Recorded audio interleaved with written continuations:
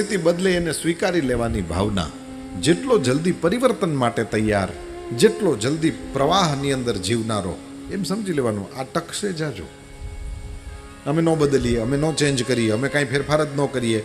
અમે પહેલાંના જમાનામાં ચૂલા ફૂંકતા હતા, તો હજી નવી વહુ આવે અને ગેસ નહીં દેવાના, ચૂલા જ ફૂંકવા પડે, ન હાલે. શું કરો તમે? ટકે? ન ટકે. કોઈ સમયમાં ખેતી કરવી હતી તો એ બળદ વિના હળ લઈને કરવું પડતું હતું. આજે ધબધબાટી તમે ઓલા ટ્રેક્ટર આવી ગયા છે, તો જુઓ તો કેટલો સમયની બચત અને કેટલું મોટું કામ કેટલું જલ્દી થઈ જાય છે. ખબર નહીં એનાથી આગળ આવી ગયું હોય છે કંઈક. પહેલાં જે તૈયાર થયેલા ઘઉં છે અને એમાંથી કાઢવા હોય તો કેટલો ટાઈમ લાગતો, ને આજે ઓલા ઓપનર વાળાને બોલાવ્યો નથી ને જુઓ તો થોડીક વારમાં તો એ તો એક દિવસમાં બે જગ્યાએ કામ કરતા હોય. પરિવર્તન માટે થઈને જે તૈયાર રહેશે એ વધારે આગળ વધશે, એ વધારે આગળ જશે. બદલાવ માટે થઈને તૈયાર રહેવા જોઈએ.